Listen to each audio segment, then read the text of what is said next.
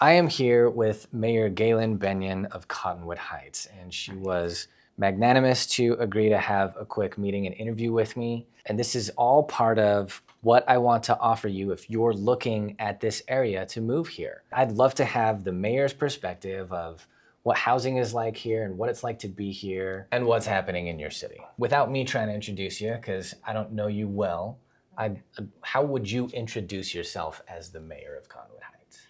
I grew up here in Utah, in this valley.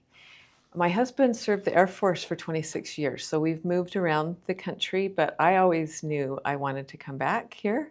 My family is here, and this is such a beautiful place Yeah. in our home state. So we moved back here in 2012, and I always tell people the way I got involved in politics is through a great women's group that is Women's State Legislative Council of Utah, and it is 106 years old. And in this time when we find division and people unable to hear each other, it is nonpartisan. It is bipartisan by nature. And they meet at the Capitol and listen to both sides of important bills from the sponsor and people with questions.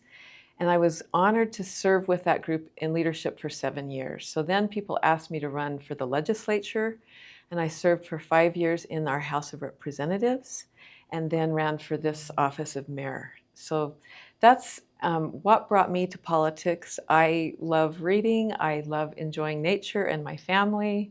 I'm just a citizen that got involved and ended up here. Well, I think that's exactly how it should be. And that's a common refrain that people lived here and then life took them away and they always knew they wanted to come back here. Yes. Yeah. Yeah. And you told me when we talked 2 or 3 weeks ago that you told me the same story of how you got into politics, that you were in that. Tell me what it was called again. It's called Women's State Legislative Council of Utah. And this is still a thing. It is still a thing, and they meet at the Capitol every Wednesday of the legislative session. And you can join. You could go as my guest for free. I'm always promoting it because we need people to get more involved and educated about our government, and Always. it's a great way to do that. That's Yeah. great for anybody looking to move here. Yes. You could, if you want to be involved in the community, that sounds like a fantastic way. Yes. Yeah. I love it. Okay. How long have you been mayor of Cottonwood Heights? Just since January. Just since January. Yes. And you went from that women's, oh gosh, it's a mouthful. You're going to have to tell me what it is every single time. State Legislative Women's Council. State Legislative Council. Okay.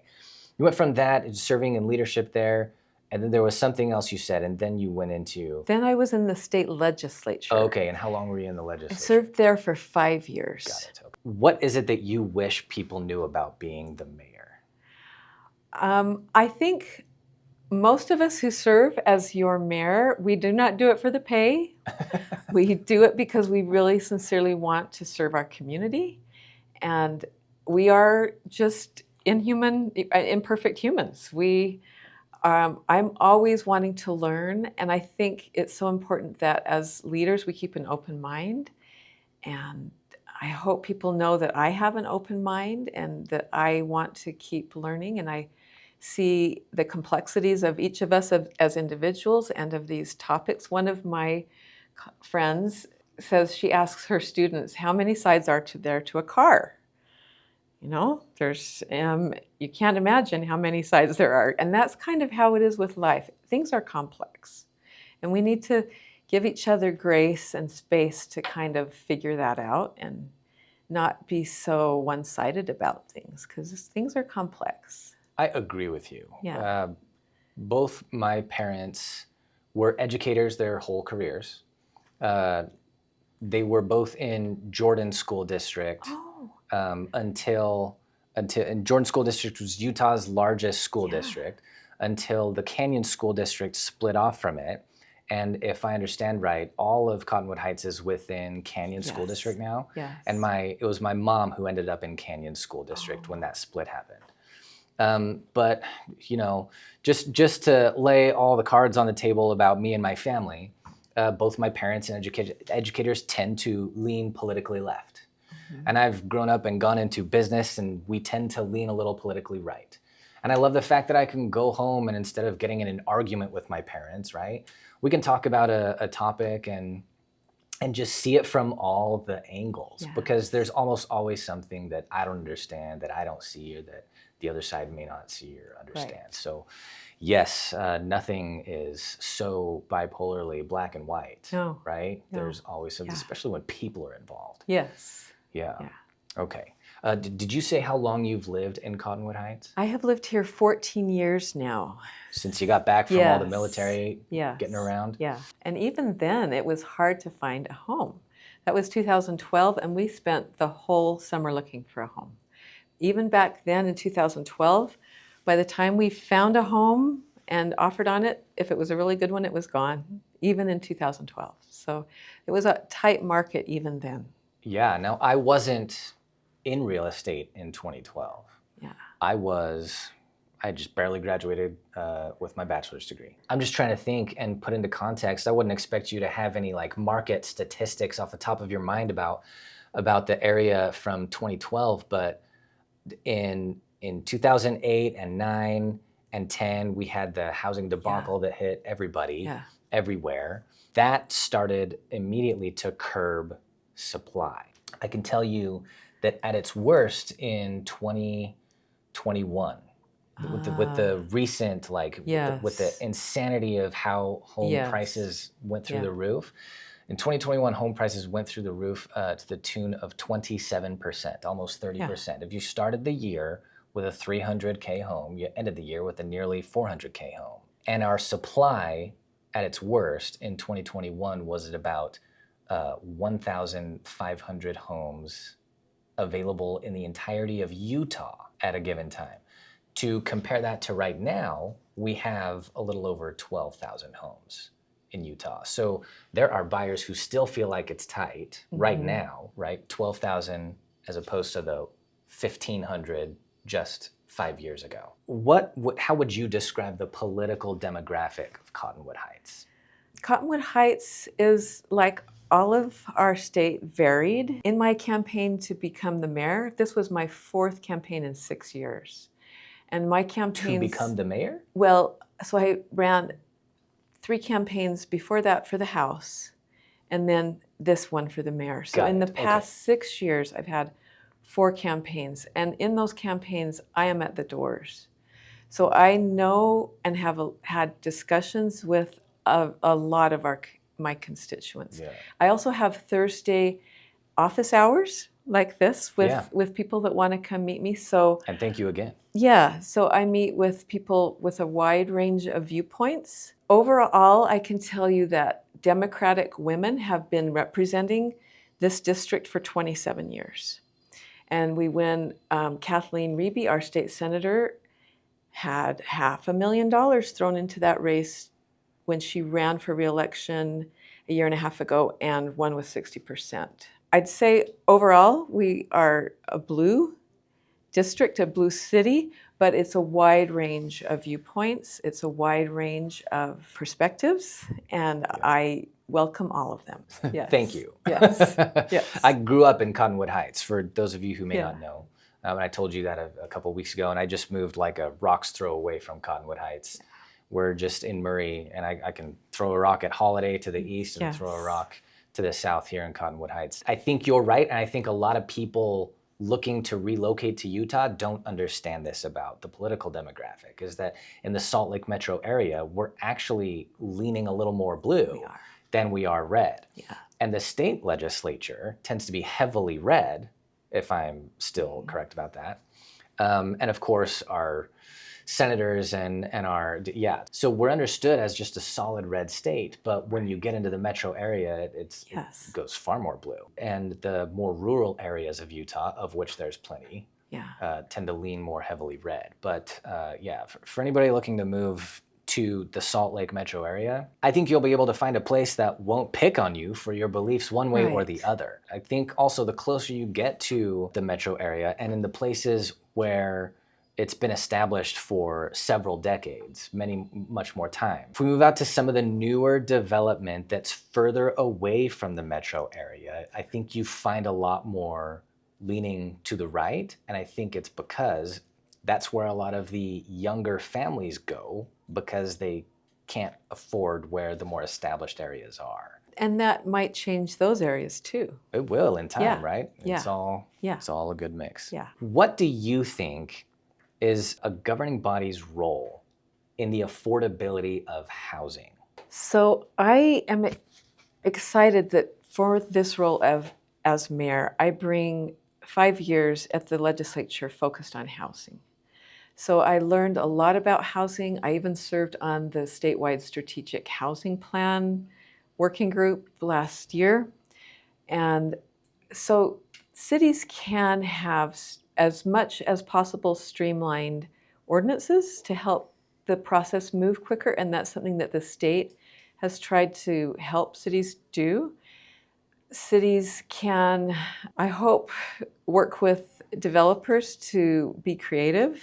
There's a bit of a sigh there. Yeah. Where does that come from? I think that sometimes in Cottonwood Heights we are pretty built out, but we have churches that are being sold, and I would hope that a wide range of developers can get access to purchase those. Just last week, I was down in St. George for the Utah League of Cities and Towns mid-year summit. We learned from a group called Homes for Ownership and I can give you the exact nonprofit for people that are looking, but he is a builder that has formed a nonprofit so that he can buy materials without that added tax and solely to build for sale, because I am aware that we have a big now build for rent component here in our state, and that is really concerning because then as we have homes being built, some of them are not even being built for sale. They're being built for rent because it has become back to that 2007 crisis. Then that's when our housing became an investment because the prices dropped, the interest rates were so low, and housing really became an investment, unlike it had before. And it has not changed that dynamic. And I am really concerned that even as we build, it needs to be affordable and for sale as much as possible. As opposed to for rent. If I heard you right, wherever there's available space that comes up, if the builders can be creative and work with the city to get the zoning in order for them to be able to build whatever needs to be built there, that would be ideal. Zoning and our code to be more efficient. We are really fortunate to have a planning director who worked for a company that did that went to other cities and updated their code. And ours is old and clunky. And so I'm really happy that we have staff that's updating that code. We are working to update our general plan that's overdue. So we're making a lot of, hopefully, things that will help builders see what we want and work with us in a quicker manner. So. Do you have an off the top of your mind example of where code is clunky and where it's being shifted? No, I don't. I just know that in our meetings that we hear that a lot. So. Well, it's still Utah, and it's not we didn't have a bunch of homes burned down in our Palisades area, and people still trying to build homes like 2 years later, right? Yes.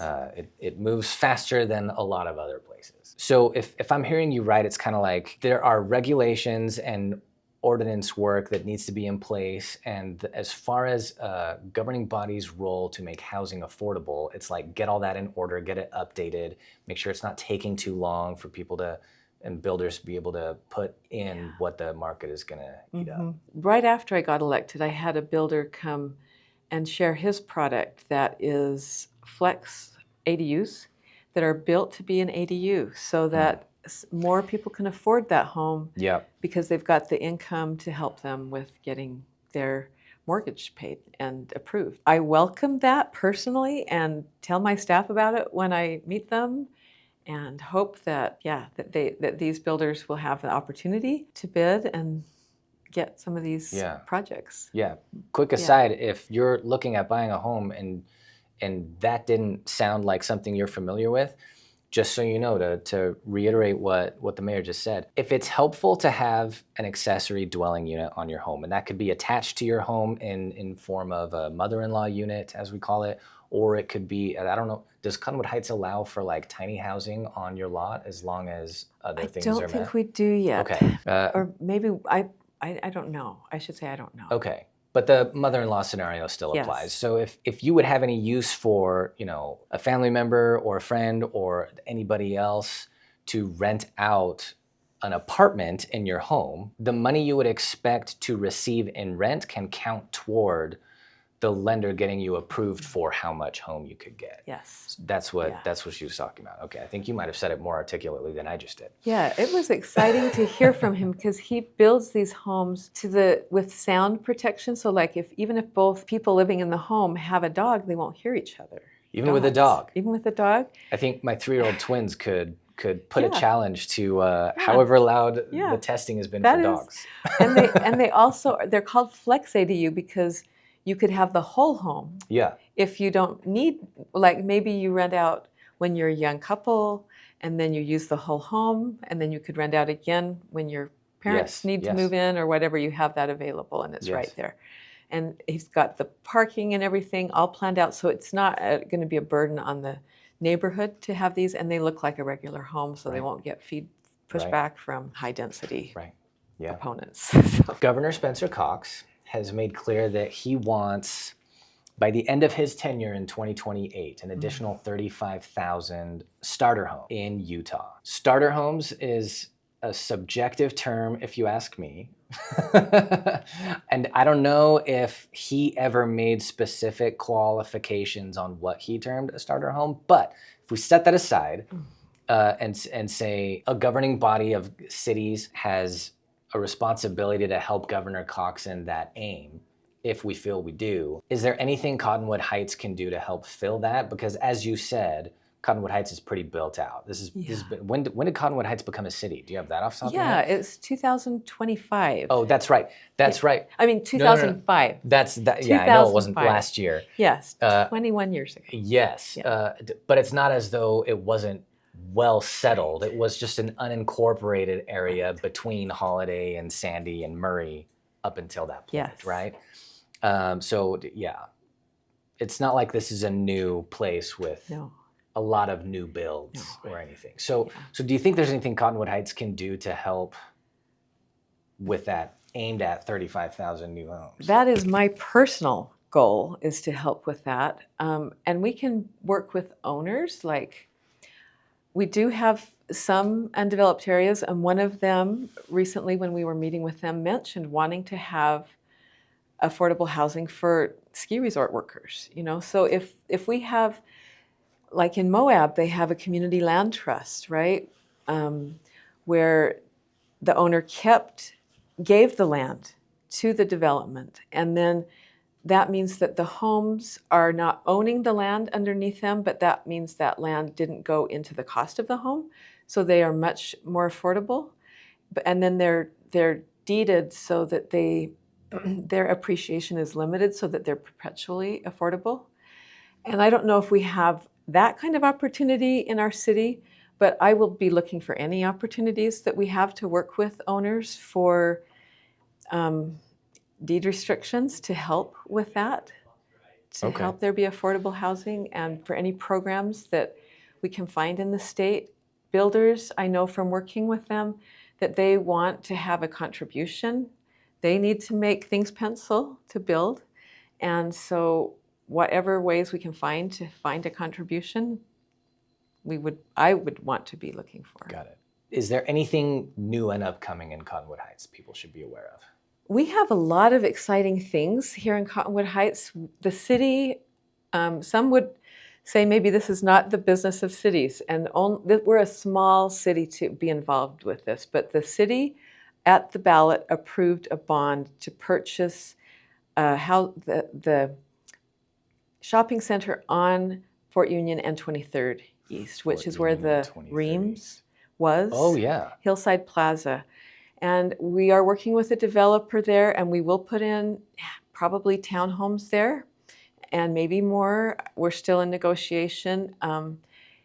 So that is new. That will be fun to have. This has been in our master plan since the beginning of the city, to have a town center, like with a plaza and a place where we can gather, and it will be mixed use with retail and office. So it's okay. So Yeah. it's a whole plaza town Yes. center idea. It's not Yeah. just townhomes. Yes. Kind of like Holiday Hills Yes. new area. Yes. Okay.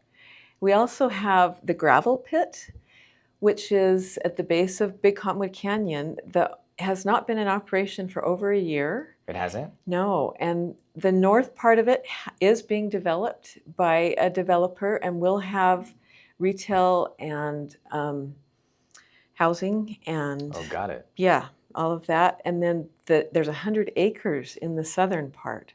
So that will be developed in the next while. And Okay. also coming into that, UDOT will build a 1,750 parking modal big hub for people to come and get on the bus to go up to the canyons, because Oh, UDOT's goal is to reduce our cars in the canyon by 1/3, and buses are the first phase to do that. Got And so UDOT is moving ahead with both canyons in phase 1 to get the buses moving, and they will be every 10 to 15 minutes going up the canyons. And that'll be popular. that will be good. Yeah. Yeah. So they'll even have bus lines coming from downtown and still coming up Fort Union and from the south to that hub, so people can more quickly get up that canyon and without to kind of end the red snake congestion that we've had. Yeah. So Okay, so when you said the gravel pit at the base of Big Cottonwood had been non-operational, I was like, I see things happening there all the time. But what I have been seeing is the mountain pushed back, the land flattened, and I didn't Right. know what was Yeah. being planned. Okay, yeah. I guess I should have guessed homes. Well, no, probably not homes. Probably right now I don't see a lot of homes being talked about. It's more higher density up there and a mixed use and hopefully kind of a village to But be the housing. base. But housing. Okay, Yes. got it. Yeah. So new housing going up in a couple of places in Yes. Cottonwood Heights. Yeah. Those will be desirable spots. Yes. And a new city center. Yes. Is there a projected time for when the city center would be completed? No, I would tell hope you- early 2030s. Holiday Hills is slated, and that's a big project. Oh, they've been that doing. is. But the Holiday Hills was slated to be completed in 35, I think it Oh, was. good. Yeah. Good. Okay. Yeah. So there are some cool new things happening in Yes. Cottonwood Heights. Yes. Great. Okay. Yeah. Last question. What would you say to people thinking of moving to Cottonwood Heights? I moved to Cottonwood Heights, right, coming back, and my husband said, this area here is right off the freeway. Yeah. It's so desirable to be able to commute anywhere, especially if you're working downtown or anywhere, because you're right on the freeway. That's one of the things my parents have loved. Yes, and we have great shopping. We have Trader Joe's and Whole Foods. We have a lot of shopping right here so that you don't have to get on the freeway.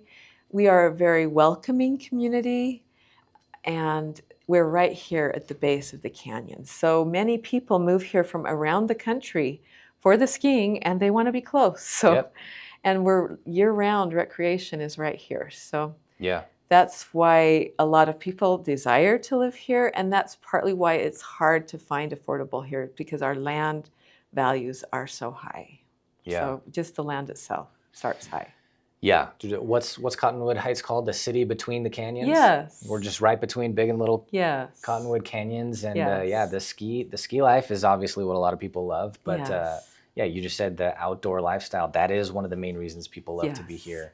Yeah. So, I mean, it's not just skiing up there. No. There's a whole lot of great hiking trails and biking trails and good stuff in those mountains. Yes. Yeah. Yeah. Perfect. Thank you for meeting with me. Thank you. Any last thoughts you want to share? No, I Great. think we've covered a lot. We did. Thank you. Yeah. Thank you for Yeah. your time. Okay, thank All right. you. We'll see you guys in the next one.